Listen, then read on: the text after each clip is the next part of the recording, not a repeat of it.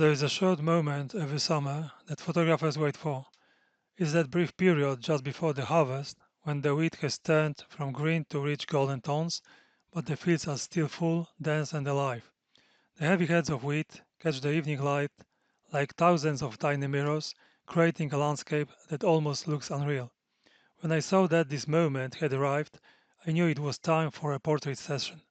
In today's video, I will show you how I created these magical portraits during golden hour and why the few simple decisions can completely transform your images. 1. Choosing the location. For portraits like this, the location is far more than just a background. It becomes part of the story. I spent some time looking for a field where the wheat was healthy, tall and untouched. The best time is right before the harvest. At this stage, the wheat has already developed its beautiful golden color, but the heads are still full and elegant. When the wind moves through them, the whole field comes alive. That's exactly the atmosphere I wanted. The golden wheat, the gentle movement, and the endless texture create a scene that doesn't need much else. Nature has already done most of the work. 2. The model and the light. Once the location was picked, the next decision was the model.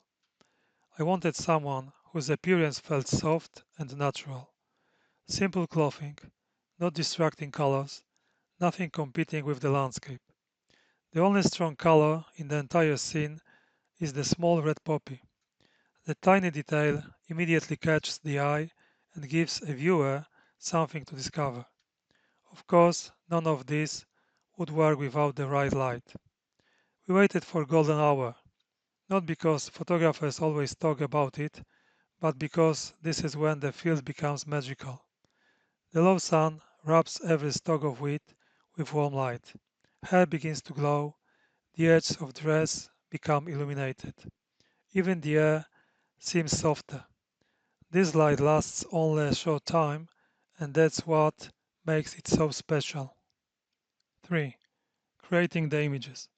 Instead of asking for complicated poses, I encourage slow, natural movement, holding the flower, looking toward the light, simply standing quietly among the wheat. Sometimes the strongest portrait isn't about expression, it's about atmosphere. For these photographs, I also moved into the field instead of photographing from the distance. That allowed the wheat to fill the foreground, creating layers and making the viewer feel surrounded by light and texture. The field becomes more than a location, it becomes part of the portrait itself. These photographs remind me that great portrait photography often begins long before we press the shutter. It starts with choosing the right season, finding the right place, waiting patiently for the perfect light, and allowing nature to become your creative partner. Right now, before the harvest begins, the wheat fields are at their most beautiful. If you've been thinking about creating portraits like this, don't wait too long. This magical season lasts only for a few weeks. If you enjoyed this story, hope we will see in the next episode. Check out the link in the description. I've got a collection of limited edition fine art prints with archival materials available, perfect for adding a unique story to your walls.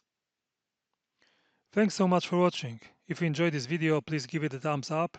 It really helps the channel grow. Don't forget to like, comment and share if this story touched you, and subscribe for more Photo Alchemy, where I turn light into emotion and photos into stories.